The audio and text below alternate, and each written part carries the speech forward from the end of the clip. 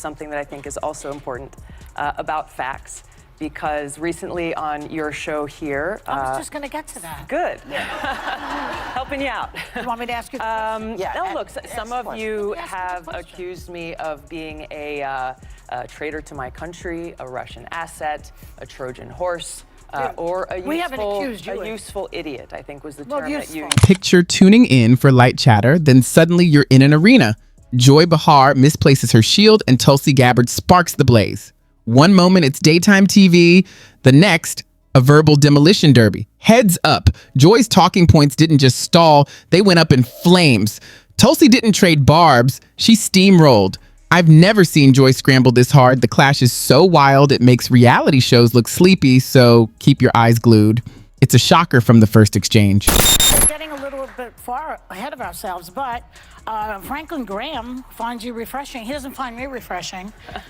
Richard Spencer, the white nationalist leader, says he could vote for you. Joy, this is why you're on Tucker Carlson at least 10 times. Why don't you go on Chris Wallace's show? This is why I'm here, because you and other people continue to spread these innuendos that have nothing to do with who I am. Well, Hillary Clinton started it, and then you shot back at her, boy. You called her the queen of warmongers. You doubled down, unfortunately, you doubled down on the baseless accusations that she made that strikes at the... You know you don't want to miss this, so go ahead and hit that like button and subscribe before we roll on. Daytime TV has always had a circus vibe, but here's the twist. You don't just get casual chatter or a celebrity pushing their new cookbook. Instead, you step into an arena where political gladiators are roasted under the glare of studio lights. And when it comes to chaos mixed with coffee mugs, The View reigns as the undefeated heavyweight champ. On that stage, sarcasm and laughter drown out reality faster than a toddler smearing finger paint across a white wall. I'm naive or lack intelligence to know what's going on. They use that. I want to let your viewers know exactly who I am. All right. Set the record straight. I am a patriot. I love our country. I am a strong and intelligent woman of color, and I have dedicated almost my entire adult life to protecting the safety, security, and the freedom of all Americans in this country. It was the attacks on 9/11. Picture the audience's surprise when Tulsi Gabbard stepped onto the stage with such calm assurance and refined grace that it felt less like she had walked out of a dressing room and more like she had just concluded a high-level military meeting. Instead of easing in with friendly chatter to charm the daytime hosts, she carried herself as if she already knew the arena was set, ready for her to plant her banner and take her stand. Co-hosted The View, and things got spicy between Gabbard and some of the ladies on the show, especially when it came to some of the rumors that have been flying around in regard to Tulsi Gabbard and her relationship. So what she was referring to there were previous statements that were made by a few of the women on The View. So for instance, when the show discussed Gabbard and Clinton's comments about her recently, Sunny Hostin said, quote, "I've often said that Tulsi is sort of a Trojan horse in this. She's polling at only 1.2%, yet she's still in the race." And then really fast on that. I don't, what does she mean by Trojan? Joy Behar sat across the table with a steady composure, her gaze carrying the confidence of someone who had perfected the art of the eye roll over a decade and knew she was playing on her own turf. This was her arena, her coffee cup, her loyal viewers, and her ground to defend. True to form, she was ready to scatter sharp remarks like glitter, watching as each one drew cheers from the crowd while leaving her guest scrambling to keep pace. I deployed with our brigade combat team from Hawaii. I volunteered to deploy with them to Iraq in 2005, which was the height of the conflict there. I served in a medical unit where every single day I was confronted with, in a heart-wrenching way, the high human cost of war. Very first thing I did every single morning was go down a list of names of every single American casualty, every single service member.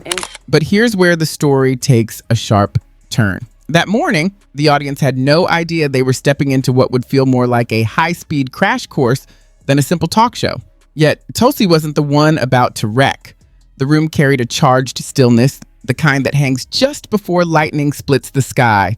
Then came Joy, leaning forward with her familiar edge, her words laced with mockery and disdain. The snare was ready, and she intended for Tulsi to walk right into it.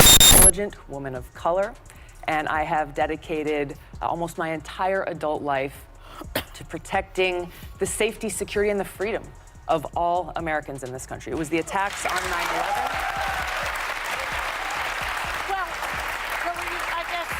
I guess we're getting a little bit far ahead of ourselves, but Franklin Graham finds you refreshing. He doesn't find me refreshing. Richard Spencer, the white nationalist leader, says he could vote for you. Joy, this is why you're on I'm Tucker here. Carlson at least 10 times. Why don't you go on Chris Wallace's show? This is why I'm here, because you and other people continue to spread these innuendos that have nothing to do with who I am. These little ambushes are the engine that keeps the show running. That's the playbook. Set the trap, toss out a stinging remark, then sip coffee while the cornered guest squirms under the spotlight. The crowd, expecting the same spectacle they'd seen countless times before, laughed along. It was a proven formula. Joy interrupts, the panel nods, the audience cheers, and the guest sputters in protest. Everyone walks away convinced they've witnessed a battle of ideas. But Tulsi refused to play her part. Instead of retreating or snapping back, she chose a different path. She paused. The silence wasn't weakness, it was strategy. Then she spoke, not with bluster, but with precision. Each point landed solidly, firm, and undeniable, more like charges set to dismantle the stage than simple rebuttals. The shift was immediate. The crowd's chuckles dimmed to uneasy murmurs, and for the first time, Joy's trademark grin seemed to lose a little of its edge. Recently appeared on The View in what has got to be one of the most frustrating and downright baffling segments I've ever seen from the mainstream media when it comes to their coverage and response to progressives. Because not only were they disrespectful, but they smeared her to her face, and while they did this, anything that she said that was substantive, it went right over their heads, and it really reveals just how ignorant the hosts are. And even someone who isn't usually this bad, like Joy Behar, really disappointed me. Tulsi wasn't just talking, she came armed with proof. Check her record. Verified military service, confirmed foreign policy experience. Look again, not someone known for petty bickering over coffee cups. She wasn't there to posture. She was there with substance, practically carrying a cabinet's worth of evidence. And as the exchange heated up, it was as if she began stacking those files one after another on the table for all to see. Joy tried steering the conversation back into her comfort zone, but the contrast was glaring. On one side, scattershot jabs tossed out in hopes one would land. On the other, precise, steady strikes hitting their mark every time. By now, even the panelists were shifting in their chairs. When Joy's usual allies, who almost never stray from her side, start squirming like restless students watching a substitute correct their favorite teacher, you know the atmosphere has shifted. Awkward laughter and hesitant smiles spread across the table as they silently debated, step into the clash or sit this one out. Social media is just Jill Steining you. You have been basically blacklisted. They tried to do this to Bernie, obviously, in 2016. We, the people, cannot underestimate the power of our voice. And as we talk about challenging the status quo, we are challenging the establishment, we are challenging the military-industrial complex, we are challenging both the neocon and neo-lib war hawks. I'm a little feeling it's a contradiction. On one end, you say we need to get out of Syria, but in 2015, you criticize President Obama for not. The best part was still unfolding. Tulsi never once raised her voice. That was her secret edge. While Joy grew louder and more animated, Tulsi's calm presence turned the clash into something lopsided. Instead of looking like the sharp-tongued master of debate, Joy came across as someone frantically shouting at an unshakable wall. The imbalance spoke for itself. The strength in the room was obvious. This wasn't just a heated exchange. It felt like a truth bomb detonating in the middle of a bake sale. Each time Tulsi lined up another precise strike, you could almost see Joy's thoughts racing. She doubled down, conducting her usual performance like a chaotic symphony, leaning forward, raising her tone, her hands slicing through the air. Normally, that storm of energy would overwhelm a guest, leaving them rattled and defensive. But Tulsi didn't flinch. Her composure was unbreakable, and ironically, that restraint made the whole spectacle worse for Joy, because here's the thing. Shouting at someone who refuses to shout back doesn't make you look powerful. It makes you look unhinged. And slowly, that's exactly how the moment began to land. About your stance on foreign policy, and when I hear the name Tulsi Gabbard, I think of an Assad apologist. I think of someone who comes back to the United States and is spouting propaganda from Syria. You have said that the Syrian President Assad is not the enemy of the United States, yet he's used chemical weapons against his own people 300 times. That was a red line with President Obama. That is not our enemy. 13 million Syrians have been displaced. So when you say regime change is hurtful for the country, but gassing children isn't more hurtful, it's hard for me to understand where you come from a humanitarian standpoint if you were to become president. Well, you're putting words in my mouth that I've never said. You did not say that Syrian President Assad is not the enemy of the United States. Say it now. Instead of answering Tulsi's clear, well-grounded point, Joy fired back with sarcasm, like tossing a tomato at a comedy show. The problem? Tulsi didn't so much as flinch. The jab slid right off, leaving nothing but silence as the audience refused to laugh. A low groan rippled through the room. For Joy, that was worse than being wrong, because if the joke doesn't land, the whole act starts to wobble. The clapping that followed wasn't wild or overwhelming, but steady enough to send a signal. The crowd's loyalty was shifting, and in that instant, you could see it on Joy's face. A flicker of recognition, that fleeting, uh-oh. Tulsi leaned into the moment, not with anger or force, but with the unshakable calm of someone used to sitting through 6-hour military briefings. Meanwhile, Joy doubled down. Louder voice, sharper eye rolls, bigger gestures, but the magic wasn't there anymore. Because here's the truth. Theatrics only work if the audience is still on your side. And now, almost half of them had quietly tilted toward Tulsi. Have you all seen the scenes coming out of Syria? The thousands, tens of thousands of Syrians that have been slaughtered, tortured, murdered. I mean, so you're telling me this woman went over there, came back and advocated for him, and she's got common sense? Our foreign allies are right to be nervous about sharing intelligence. And I have dedicated almost my entire adult life to protecting the safety, security, and the freedom of all Americans in this country. It was the attacks on 9/11. And it wasn't just the studio crowd noticing. Viewers were already clipping the exchange in real time, flooding social media with side-by-side takes. Tulsi's calm dismantling set against Joy's scattered theatrics. The captions told the story in shorthand, show Tulsi schools Joy. When sarcasm collided with steady realism on live TV, it was clear who held the upper hand. What made it even more striking was Tulsi's restraint. No smug smiles, no gloating victory lap. Just the quiet confidence of someone who had worked through the problem as neatly as chalk on a blackboard. For Joy, that was the nightmare scenario, being caught on camera looking as though she was unraveling. Her final play was a familiar one, talking over Tulsi. It was her trademark tactic. Crank up the volume, drown out the other voice, and declare dominance with sheer noise. But this time, the trick fell flat. The laughter, the sharp one-liners, the little smirks, none of it carried any weight. All she had left was volume, and without substance, volume means nothing. Tulsi pressed forward, layering reason on top of reason, fact upon fact, each one landing like a hammer strike. In that moment, the contradictions Joy had leaned on crumbled away, and with them went her grip. Not just on the argument, but on the entire stage. About Tulsi Gabbard. And the reporter, the journalist said, there are foreign allies who are very nervous about sharing intelligence with her. And he said, oh, I don't know. I'm surprised to hear it. I heard that for the first time the other day. I mean, I think she's a great American. I think she's got tremendous common sense. This woman with tremendous common sense, Tulsi Gabbard, went to Syria, met with Assad, legitimized him as a member of Congress, then came back here and advocated for him, said that there was no...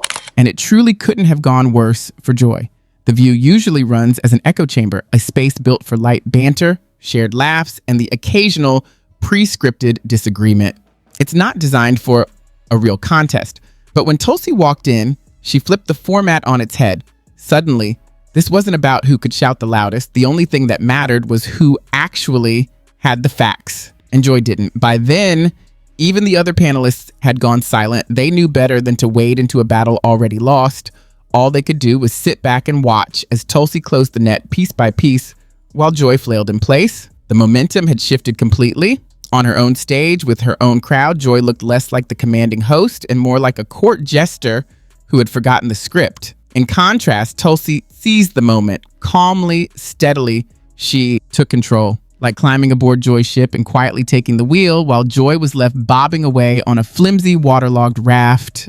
Still, Joy tried one last gambit. Sarcasm, extra sharp, her go-to trick. But Tulsi didn't even blink. She countered with a response so precise it felt like pulling out a flip phone in the middle of an Apple store, instantly making Joy's act look outdated. The audience erupted, roaring like fans witnessing an overtime goal. That was the breaking point. For Joy, the game was not just slipping away, it was already over. Time there was an open state house seat, and I thought, well, I can either go talk about it or I can go do it. And I made the decision to go and do it. And I ran for office, and I got asked that question a lot because I had to go and I had to go knock on thousands of people's doors, learn. I'd never taken public speaking, debate, total introvert, extremely debilitatingly shy. And so all of the things that becoming a public servant, a public elected official required, I didn't know how to do any of them, and I certainly was not good at it. But I knew my purpose. She tried once more to cut Tulsi off, but the edge was gone, and what followed looked less like control and more like collapse. It was pure desperation, like watching someone patch a shattered vase with chewing gum while water still poured through the cracks. Every word slipped, every attempt fell flat. The panel sat frozen, clearly torn between stepping in or simply letting the wreck play out. In the end, they chose silence. Tulsi had shifted the entire room, and anyone who leapt in now risked being swept under with joy. So they clutched their mugs, plastered on uneasy smiles, and silently begged the cameras not to catch their discomfort. This wasn't just a lost argument, it was joy unraveling in real time. The once sharp, quick-witted host had been reduced to background noise by someone who never even raised her voice. Tulsi's final strike wasn't loud or theatrical. It was a single, clean line of reasoning that dismantled Joy's stance completely. The ease of it almost felt cruel, like bringing a laser-guided missile to a water balloon fight. McCain still called her an Assad apologist. Unbelievable, but it's gonna get worse, believe it or not, because after she just had to reiterate the point that she just made that went over Meghan McCain's head, well then Ana Navarro is going to chime in and ask her about Venezuela, and then it's gonna end on just a laughable, just atrocious note. Why are you so against intervention in Venezuela? Not military intervention, but what we are doing. Because every time the United States, and particularly in Latin America, has gotten involved in regime change, using different tools to enact that regime change, there have been both short and long-term devastating impacts. If there are ways that we can work with surrounding countries to try to get humanitarian aid into... The crowd's reaction was thunderous. Applause, cheers, even a few bursts of laughter, though not the kind Joy wanted. She blinked and stumbled, grasping for a comeback that never arrived. By the time the panel tried steering the show back on track, the damage was beyond repair. Everyone in the room knew they had just witnessed something rare. On The View, it wasn't Joy Behar running the table, it was Tulsi. When the cameras finally cut to commercial, Tulsi leaned back calmly, as if nothing at all had happened. Joy, on the other hand, shuffled her papers, sipped her water, and forced a smile while carefully avoiding eye contact. If body language could speak, hers would have been screaming, "Get me out of here." Meanwhile, the internet was already ablaze. Clips spread, captions flew, and hashtags trended. The bitter twist? Joy had walked in expecting a routine takedown, some quick laughs, a sharp jab, and business as usual. Instead, she wandered straight into a trap of her own making. The predator had become the prey, and by the end, it was Joy herself who had been schooled and served up for the timeline. As a former Dem, someone who is loved by the progressives, who's now hated by the progressives, she's getting in the scrum as it comes to dealing with their media people and dealing and going after the progressive politicians and everything else. Here she is calling out the ladies of The View. This is exactly why Tulsi's performance stood out. She never shouted. She never stooped to rudeness. She didn't get tangled up in Joy's trademark sarcasm. Instead, she stayed calm, laid out the truth, and let Joy fade in the spotlight. That was only part of the spectacle. Viewers couldn't look away. It was like watching a slow motion collision unfold. And long after the cameras stopped rolling, the moment lived on. People didn't talk about Tulsi simply appearing on the show. They remembered the instant she dismantled Joy on live television. It became one of those rare, unforgettable TV moments, the kind that slides straight into legend. Sure, Joy regained her rhythm in later episodes, but by then, the damage was sealed. The viral clip did the bragging on its own. Countless memes, millions of replays, and Tulsi cemented as the guest who walked into Joy's house and left with the keys. The true mic drop wasn't in a fiery line or a clever insult. It was in the silence, the stunned quiet of a studio audience realizing they had just watched Joy Behar undone on her own stage.